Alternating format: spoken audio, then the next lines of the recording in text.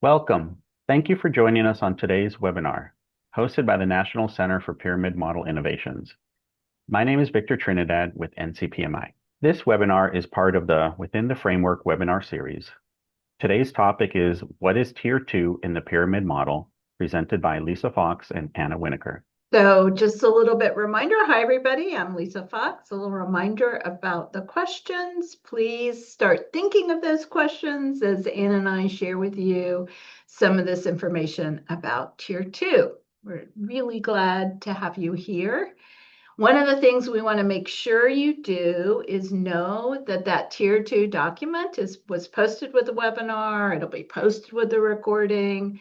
I think Victor's putting a link in the chat. So that document will be what we're going to unpack and discuss with you today. And so what we're going to be talking about is, we know our universal practices is to teach children social emotional skills. So even though we see those words in the middle of the pyramid, social emotional learning is a core strategy. The whole pyramid's built around social emotional learning, and we teach all kids, all day, every day, something around self-regulation, expressing and understanding emotions, problem solving, and developing social relationships. You can go to the next slide. But the Tier 2 is about, what about those kids who need something more? And so we as NCPMI worked on this document to really articulate. We felt like we hadn't done that super well, and really think about what are all the pieces, what are the evidence-based practices, and so that's summarized in this document. You can go to the next slide. So what we have and what we're going to unpack for you today, Anna and I, are these major elements: having a team, thinking through your child identification process. What are the evidence-based interventions that we would do that would be a little bit more than universal teaching of social emotional skills? How might you progress monitor, and the professional development that needs to be in place to make sure that people can do Tier 2. So these are our big critical elements of putting Tier 2 within your program. You can go to the next slide. So I'm going to start with the first one, teaming. So you might have a program-wide leadership team, and they may be the group that thinks about, how do we make sure that Tier 2 can happen? How do we have a child identification process? What are our procedures around family engagement? How do we ensure our teachers are proficient at being able to do these kinds of interventions? And what are the data that we expect people to complete? Now, if you're in a school, there might be a Tier 2 team. There may already be established. If you're in a K through 12 school or an elementary school and you're doing pre-K and pyramid, there may already be an MTSS kind of Tier 2 team. And if that were to occur, what we would advise is that they make sure they have an early childhood representation on it. And hopefully you'll bring this document to them so they can be in the know about Tier 2 approaches that work for young children and what are the evidence-based interventions. So you might use your program-wide team. You might have an existing Tier 2 team that you bring in some expertise around early childhood. You might, at your program, create a very small Tier 2 team. So it may be the 2 coaches or your behavior specialists with a coach. And so that's the teaming membership. What the team needs to know is what's developmentally appropriate Tier 2 strategies. We'll be talking about that here, and it's in the document. How are we going to identify kids? How do we ensure family engagement? How do we make sure our teachers have the capacity? And how are we going to collect data to know when we implement a Tier 2 intervention, it makes a difference for children? You can go to the next slide. So the next component, major component to think about, is that child identification process. How will you know if a kid needs a Tier 2 intervention? And so one thing to think about is you really want to have multiple sources of data, right? One piece of data could be the teacher says, I'm really struggling here. this child needs a tier 2 plan. And at that point, you may look at the behavior incident reports. If you're using that system, you might look at a social emotional screener that they're using. Teacher concerns would be one piece of the data. You might look at that teacher's data. If the teacher's collecting ongoing progress data, curriculum-based data for all the kids in the classroom, you might look at that child's data to say, oh yeah, this child really is struggling. Or perhaps this teacher has running anecdotal notes around the kinds of things that are happening. So you want to have kind of a solid, like this is a child who needs more.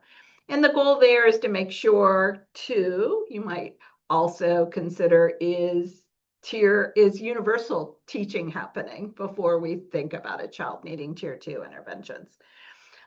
You might do your own behavior flow chart to help people understand this idea of when a child might need tier 2 versus tier 3. And maybe it's just a consultation with a coach who helps someone think that through, right? And we'll talk about that when we know the function of behavior. We don't necessarily need to go to tier 3. But the whole notion here is to have a system that teachers know and that you know at the program level so that we ensure that when kids are struggling with their social emotional, we have enough information to make the decision that we want to help that teacher get a tier 2 intervention in place. You can go to the next slide. So we're going to do 2 kids kind of as examples. I'll share with you how they landed in the maybe this child needs a tier 2, and I think Anna later will revisit them with the interventions that were chosen for them. So we have Dina, and she had 1 or 2 BIRs a week for some physical aggression during centers. There's been a lot of rounds of communication with the family around that, trying to get them to interact with the teacher around the aggression. She was elevated on the ASQSE, which was given to everyone in the classroom. And of course, the teacher is worried. So not a ton of behavior, but enough behavior that the teacher's like, I need more to be able to support Dina. So you see how there's multiple sources of evidence here that we need to do something to support Dina. And then we have Javier. He doesn't have any BIRs. He is elevated on the ASQSE. And what the teacher's worried about is he's really isolating. He does not play with other children. Other children might make a bid to him, and he still doesn't engage with them. And the family's concerned about that and have reflected on that he seems to be really isolated and he doesn't join and play with other children. You can go to the next slide.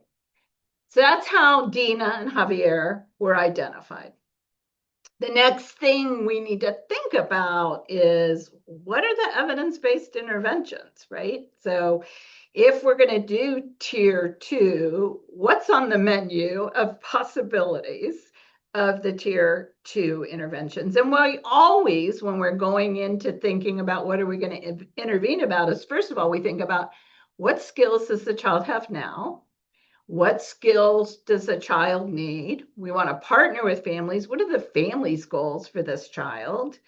And think about, as a teacher and as a tier 2 team, if the tier 2 team is helping the teacher or a coach is helping the teacher, how will you move from where you are now with the child's skill ability to where you want them to go?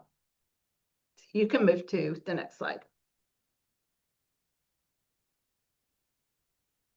So 4 kind of buckets of evidence-based interventions in terms of your tier 2. And I know this is kind of the meaty part. You're like, okay, I think I know how to identify a kid. We've got some kids. What are we going to do with them? So the first kind of bucket will be intensifying universal practices and curriculum. I'll talk to you about that a little bit. And that is doing what you're already doing with a higher frequency or better dose might be the way it's distinct from what you've done universally. It might be that you modify what you've done. I've taught all the kids this self-regulation strategy, but this child's not getting it. And so it might be modifying the way I do the teaching, adding in some additional resources for that particular child.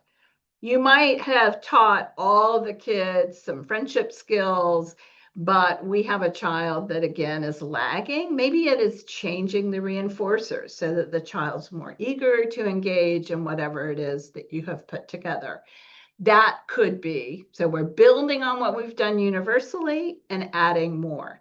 You might use a curriculum already. Let's say you're using Second Step, which is common. You might build more resources around teaching that, or modify it, or teach it more frequently in a bigger dose.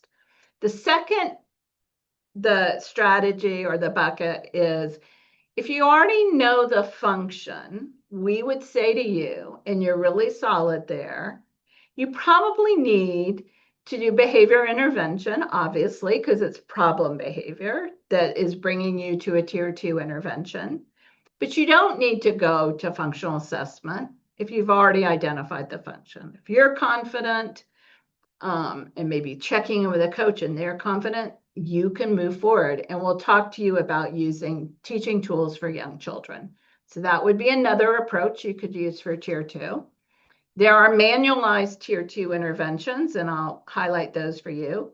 And then the last one is to do embedded instruction, and we'll unpack that for you. And when we do embedded instruction, we're doing it in the classroom, but we're identifying discretely a skill to teach and using systematic instruction to teach it. So you can go to the next slide. All right, so intensifying universal curriculum. So again, it's more intentional, more intensive, and it is based on what you're already teaching when we think about that. You do not have to do this in a small group. So one of the things that happens often in schools when people talk about MTSS, or you ask someone, what's tier 2? And they go, small. It's like, it can be small group. So maybe you have 3 little ones who really need to work on something. And it might be useful then to create a small group where we could intensify instruction in that small group. But it's not required to be a small group to do that. And then the other thing to make sure that your teachers, or that you do as a teacher, is you still are engaged in the universal, right? You're adding tier 2 on to what you're already doing. So kids are getting everything that's happening at the universal level, and that tier 2 is on top of. So really think about it that way. We've cited here the DEC position paper, and in our document, we've also cited that. We feel like that offers a really helpful description of how this all works within an early childhood context. Go to the next slide. And I keep thinking I ought to say, Anna, do you have anything to add? But I know we don't have a ton of time, and we can do Q&A, and maybe you can offer those reflections there. So in terms of when we're moving into this idea of intensifying the universal curriculum, I just want to remind you what ought to be in the universal curriculum. And we have training materials on this and lots of resources on this.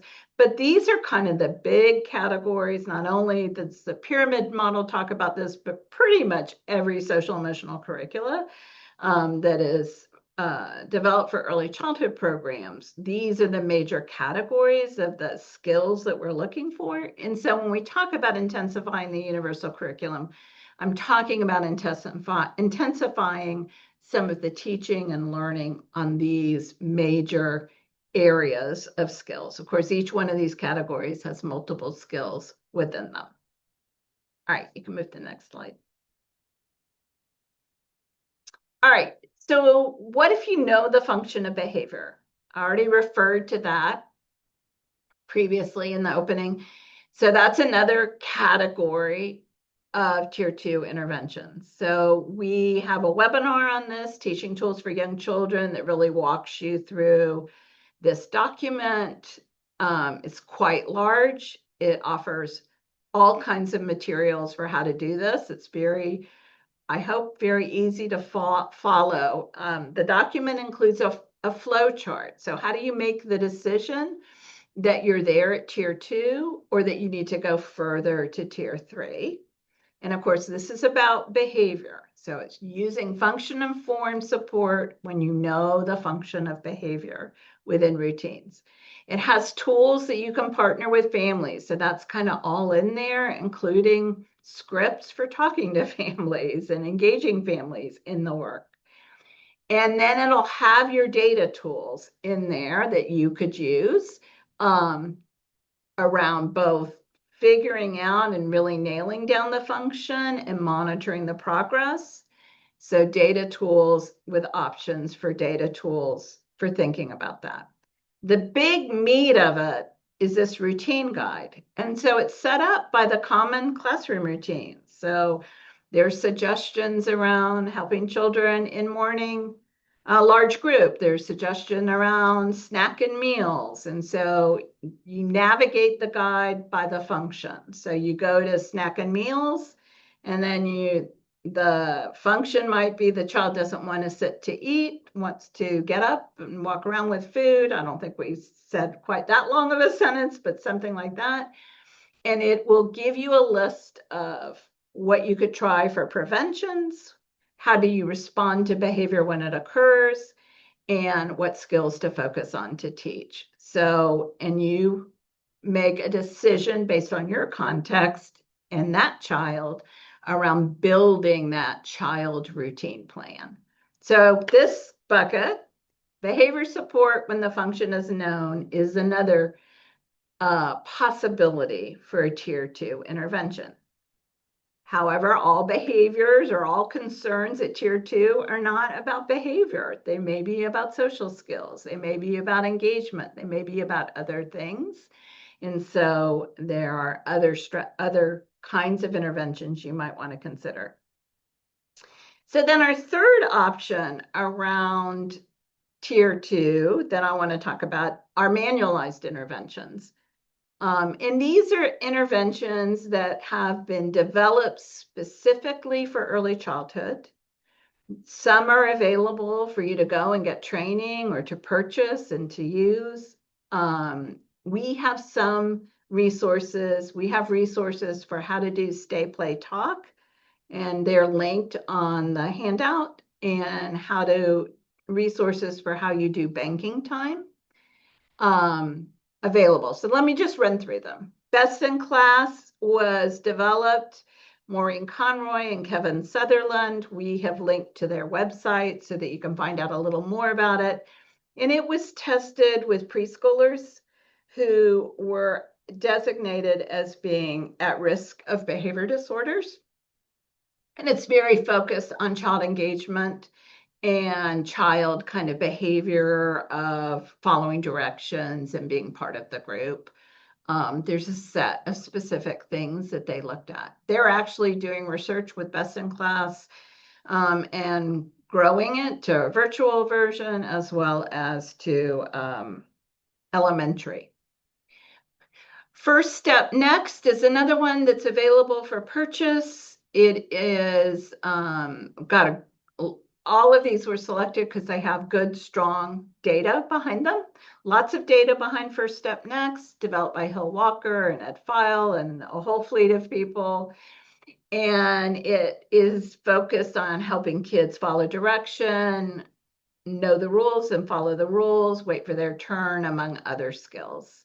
And so you can find that if you just Google it, you'll be able to find the source where that is available for purchase. And I'm not sure about training for doing it. Incredible Years Small Dinosaur Child Program. The Incredible Years series has quite a few elements, but the tier 2 is a small group dinosaur child program, which is developed as kind of a small group intervention, maybe run by a school counselor or another person who is trained to be able to do that.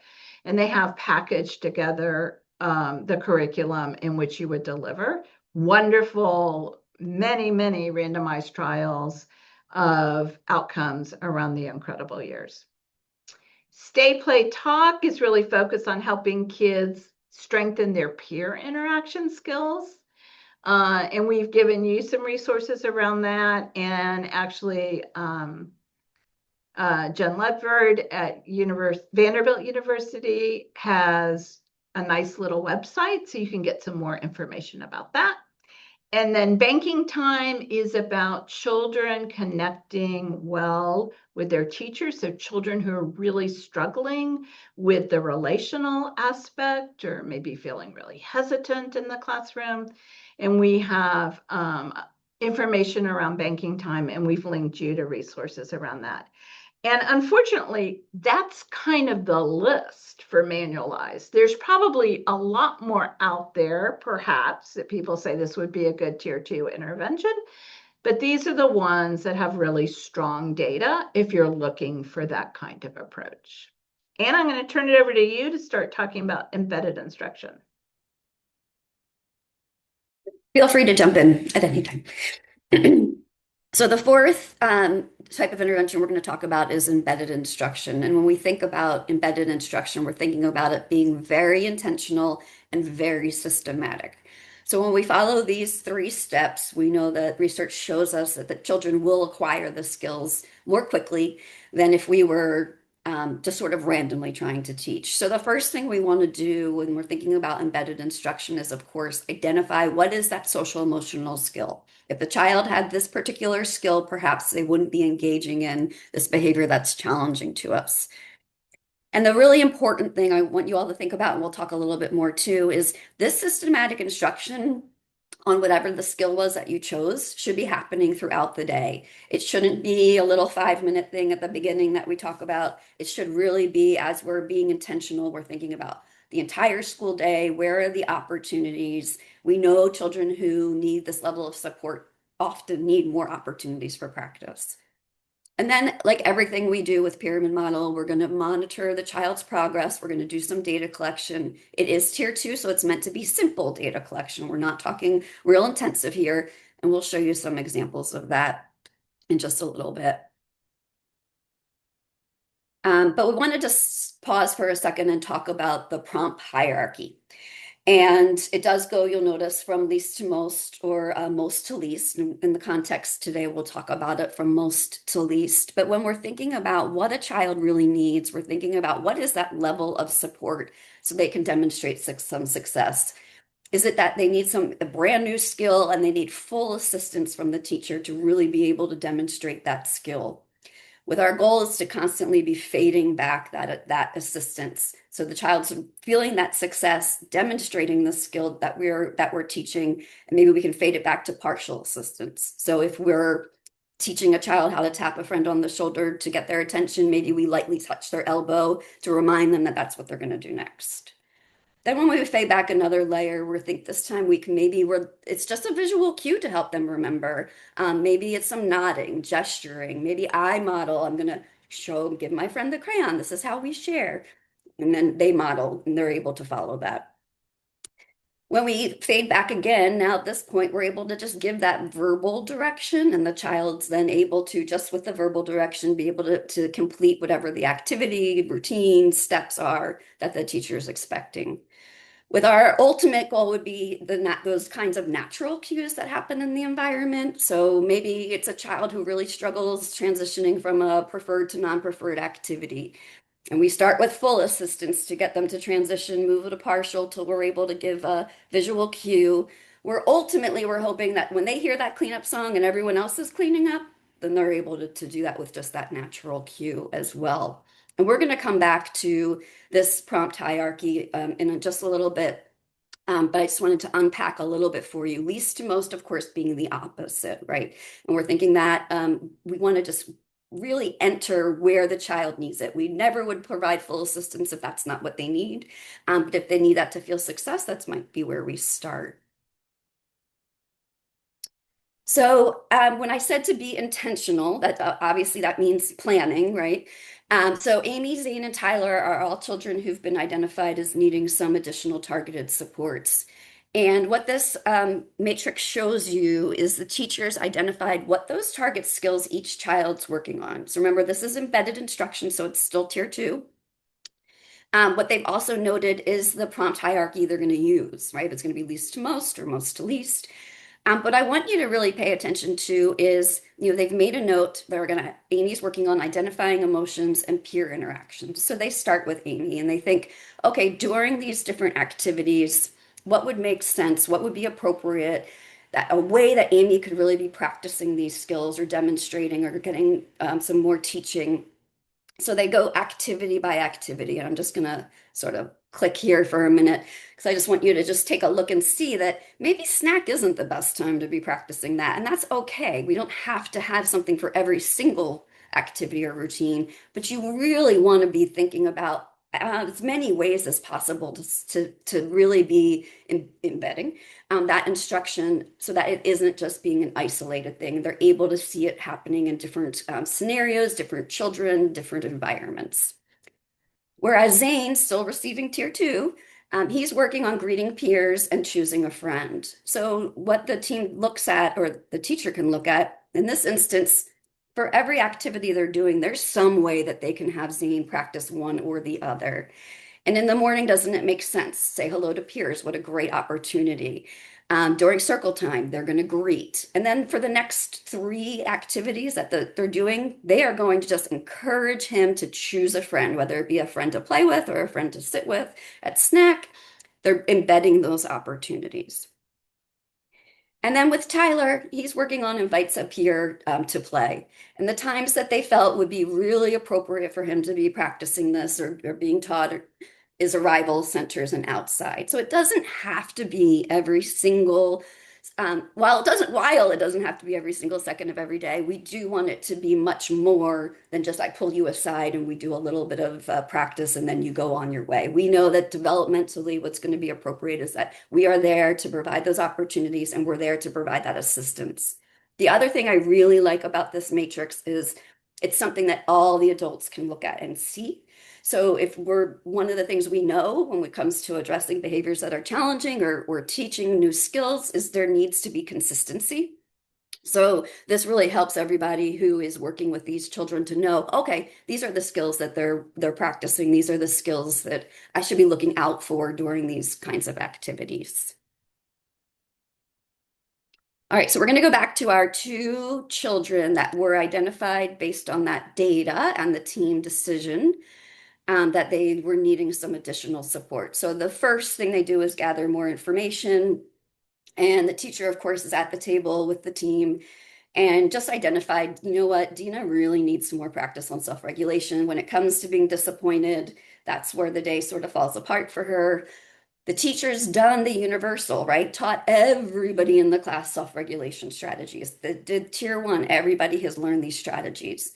But Dina just needs additional instruction, some more practice opportunities, a little more feedback, maybe more descriptive, so that she can start to use those when she's disappointed. So this is when we're thinking, all right, the intervention we're choosing here is just to intensify that instruction. It doesn't have to be something over the top. It doesn't have to be something very complex. We're thinking about, okay, if everybody's learned these self-regulation strategies, can we just intensify that for Dina? So everybody learned to teach how to take a deep breath. If you've ever told a child who's not been taught to take a deep breath, oftentimes they'll just hold their breath. So we want to do things like teach them smell the flower, blow out the pinwheel, so they can really get a sense of what that feels like. So Dina learns to smell the flower and blow out the pinwheel as a way of self-regulating. So when she starts to feel that disappointment, that frustration, that she's able to do that really kind of deep breathing to help her to regulate. I will also say to always invest a little bit more in those pinwheels. We went a little cheaper pinwheel route and they ended up being little projectile objects. So that's just a little tip on the side if you're going to use those in your classroom. Always invest. It's worth the investment to the stronger ones. The other thing that the teacher has taught everybody in the classroom is the turtle technique. So everybody knows the 4 steps. They've practiced, they've identified feelings, how to recognize in yourself, to stop your body, to tuck and breathe, and to come out when you're calm. So this kind of language is something all the children in the classroom have learned. They know. For Dina, we're intensifying it. We're doing it more maybe we're reminding her more frequently. And again, we're giving her lots of positive descriptive feedback when we see her using those skills. So what they did is decided, maybe we have these posted in the room on the wall, and maybe for some children, just pointing to that is enough. What Dina needed was really her own set of visual reminders. So here it's just taking that big pictures I showed you. They're smaller reminders. They're on like little key coil. So when she starts to feel that frustration, we can use the visuals to remind her. And that is just one example of a way of taking a universal practice and then intensifying it. All right, for Javier, we know his was a little bit different. And we know that his data, even that we looked at, was a little bit different. So again, the first thing the team does is always just gather some more information. We just want to make sure we know as much as we can about Javier. But we know in this instance too, the teacher and family are having concerns, and he was elevated on the screener. So based on the information they gathered and based on the concerns that, remember, he was isolating, they decided to try stay, play, talk as the intervention for him. Remember, his family said he really wasn't very social on the playground. The teacher was worried he's not really playing with anybody in the classroom. I'm going to mention the handout again of Stay Play Talk because I think it's so great. If you're not familiar with it, it really breaks down how you would do it and how you would teach it. But it is a peer-mediated strategy to promote those social interactions. And of course, in this instance, we know Javier is going to be our targeted child because we really want him to start engaging in some extended conversations or any conversations with children. So we pick up Peer Buddy, maybe he has the same interests. I'm just going to say they both like blocks, so they play in blocks. So we teach the Peer Buddy, what's it? Peer Buddy to stay and follow the child's lead and play. So maybe it's that the Peer Buddy goes to blocks with Javier. They have that shared interest, and they play with the blocks together. And we teach the Peer Buddy to comment on the play, and maybe they say something like, "Let's make a tall building," and they're the ones who are engaging in that. Trying to elicit some of that conversation, some of that back and forth, so that we're seeing some more social interactions from Javier.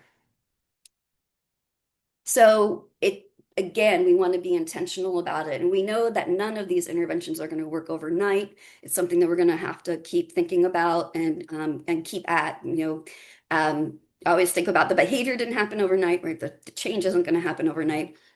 So we're thinking about what routine could we start with for stay, play, and talk. And that instance I gave you with Javier could be the centers.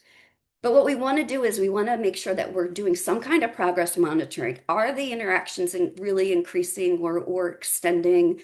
Do we need to make some adaptations? And I think that's true of any intervention that we try. Is it that the playtime's too long, too short? Maybe we picked the wrong peer buddy. Maybe we need to do some additional teaching on some other kinds of skills. But if we don't collect the data, we don't know what we need, if we do need to make any adaptations rather. So again, I highly encourage you to take a look at that handout if that's something that you feel like, oh, I have a child who fits that description. So that is our section on interventions. And I think we gave you a plethora of tools. But I really think this is the piece too that folks often miss on when it comes to tier 2, and that is the progress monitoring. I think sometimes people hear that word and they do think individualized, tier 3, intensive, and we're thinking we still need to collect data because we need to know if what we're doing is working. So how frequently are we going to do it? Is it going to be the mornings? Is it going to be one time a day? Is it going to be in the afternoons? How are we going to measure the skill? Are we going to see how frequently the child demonstrates it, how long they demonstrate it? We want to look at those rate of opportunities. When in the environment is there a natural opportunity for the child to use the skill? So we want to take a look, are we making the most of those opportunities? And we can also measure it using the behavior rating scale. And I'm going to show you an example of that in a moment. But where we really take a look and we evaluate based on our perception where we think the child was in demonstrating that skill for the day. And at the same time, we want to measure if there's a decrease in those behavior incidents, because hopefully what we're seeing is as the increase of the skill was demonstrated, we're seeing a decrease in those behavior incidents. And that can be, again, thinking about how you want to measure it, its frequency of incidents, depending on what you and the teacher decide.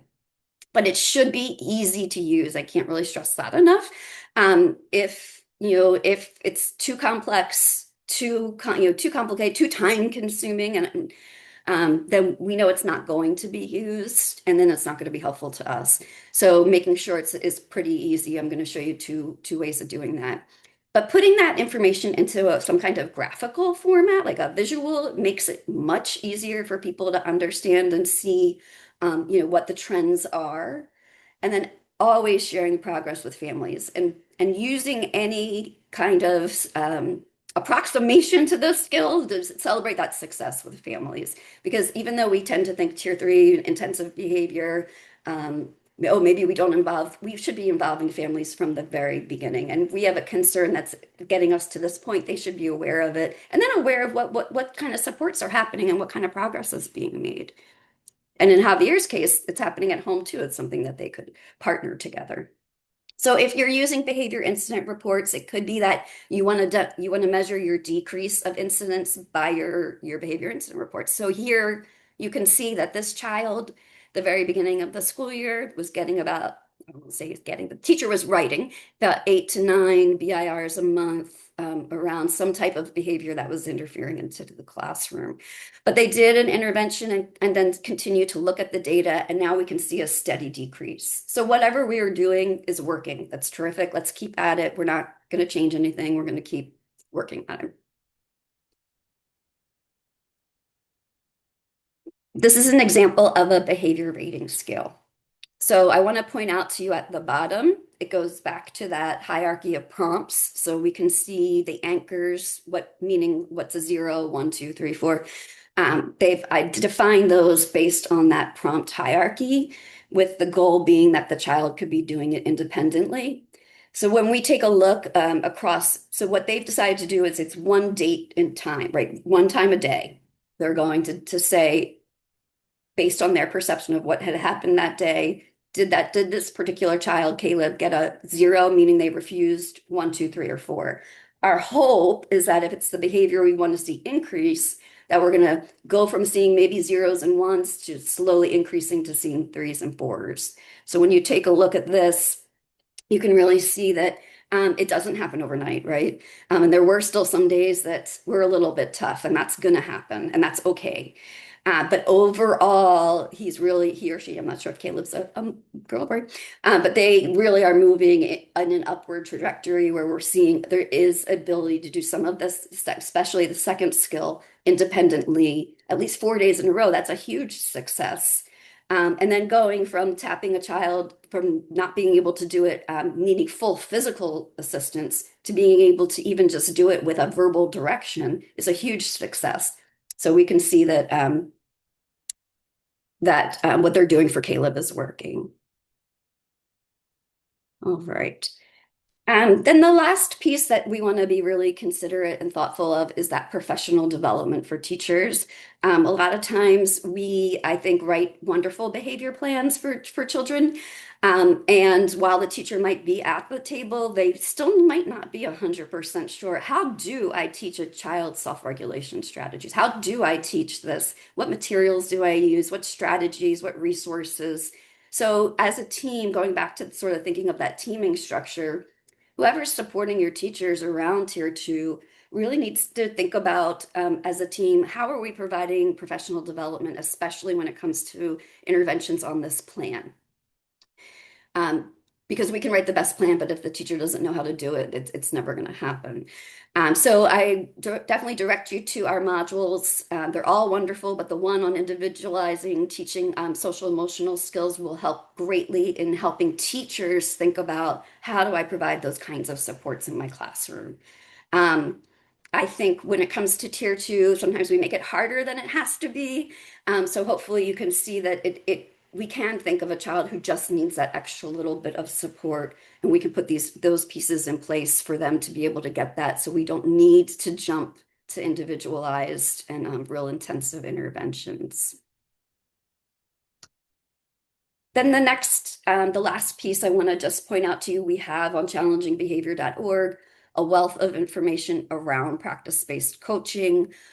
So that bottom left corner is a resource collection, and it's put into categories for you. So when you go in, you can really find specifically what you're looking for and link right to that. There's both the school leader and classroom practitioner guide on practice-based coaching. And then the Unpacking Coaching webinar series really dives into kind of those things that we don't, when we first get trained on practice-based coaching, we learn all of the different pieces of the framework. And then the unpacking really goes into the day-to-day realities of some of the challenges you might face or some of the things that you might to want to really think about. So encourage you to look through those. There is as Lisa mentioned, there is a TTYC, the Teaching Tools for Young Children webinar, and that is really great help if you're thinking that could be a route that might help our children that we're supporting. I think that is our content. You want to take it off slides and we can just have you and me looking at each other? Sure. For questions. We have a couple, and a really good one. Rhonda posted a really great one, which is if in a pyramid model implementation site, would it be allowable or desirable to pull a small group of children with similar needs from a few classes to work on with a school mental health specialist using a manualized intervention like Incredible Years small group dinosaur program? Or do you have to do tier 2 in the classroom? And I'm interested in Anna's response. I kind of want to respond immediately because you're probably thinking, oh, those pyramid people always stay in the classroom, don't ever kick kids out of the classroom. And we don't ever want kids to be ejected or asked to leave a classroom contingent on problem behavior. But going to a resource room or a specialized kind of thing, if the intervention requires it, in small group dinosaur, if you're going to have another adult do it, it involves showing videos. And so you're probably not going to want to do it in the classroom where everyone else is doing something else. So that makes, if you have those kind of resources and that's what it's about, it's the kind of thing that children are going to be delighted to see their person say, come, let's go play. We're going to go do dinosaur school, and leave with the person to do that work. That isn't the same as asking a child to leave contingent on behavior. But Anna, what are your perspectives about it? I think similarly, I think what's so important though is that is the route that they're going to take. The teacher has to know what skills they're working on when they leave. Because so many times they'll come back and I can't be practicing all during the day if I don't know what you were practicing when you left my room. So I think that is, if you're going to go that route, that's the really important piece to make sure, and the progress monitoring, right? So are they using the skills when they come back?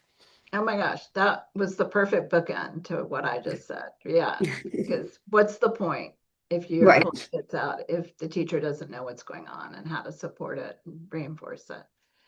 We have, this person is saying, I want to double check my understanding. My understanding that universal social emotional teaching provided to all children falls under tier 1. More intensive individualized support is tier 2. If that's the case, I'm wondering how the teapot reflects tier 2 fidelity. Since the social emotional teaching indicators don't differentiate whether practices are used with all children or specific children. And absolutely, they don't.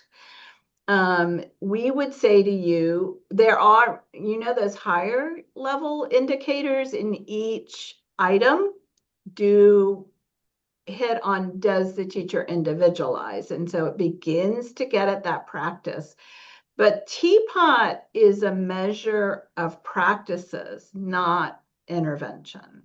So you want to build on that, Anna, a little bit? Oh yeah, that was where my brain went right away, is that it's those practices. It's not intended to, and that's why when we think about we're still creating a plan for the child, and then part of that plan should be that progress monitoring. So that's where you would want to get that data from. I think the teapot, one of the first things that we do when we have a child here who has concerns is we do look at the teapot score of the last teapot they did to see what kind of universal is happening in the classroom.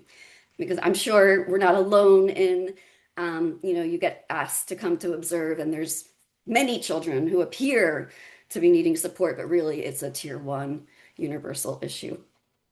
Yeah, I guess it's similar, like, so tier 2, you progress monitor the intervention. Tier 3, remember, we develop a way to monitor whether or not the behavior plan is being both implemented as intended as well as having the outcomes. And so TPOT wouldn't be our measure for that.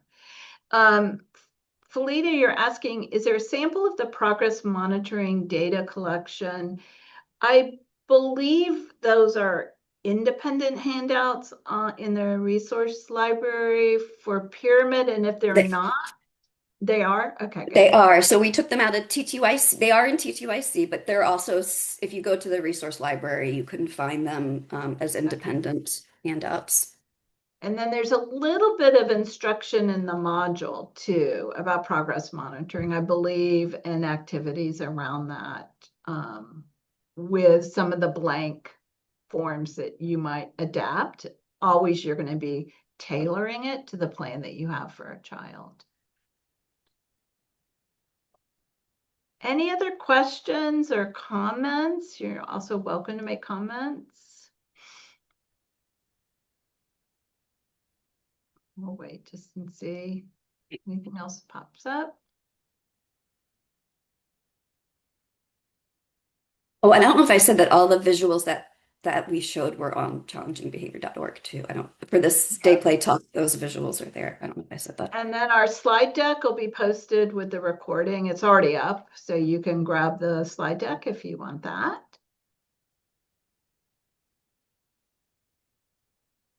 We'll just wait another minute. It feels like we've gotten everyone. Lots of thank yous. So let us thank you for attending. Share the recording. It'll be posted on our website along with every other webinar we have. And subscribe to our newsletter. We have some new products out that we want you to know about as soon as they come out. And we will have tier 2 case studies coming out. That'll be good. Yeah, we're going to follow up more resources around tier 2. And check in with us and tell us how you're doing. We always love to hear stories from the field. Yes. Victor, you want to tell people how they'll evaluate? So your feedback is very important to the work that we do. So please remember to provide your feedback on this webinar with our post-webinar survey by typing the web address shown on this slide into your internet browser. Your certificate of attendance will appear once you submit the survey. We invite you to visit our website, challengingbehavior.org, to sign up for our upcoming webinars, access recordings, download pyramid model resources, and more. And you may also sign up for our conference too. And thank you to our funder for making this webinar possible. This concludes our webinar. Thank you all and have a great rest of your day.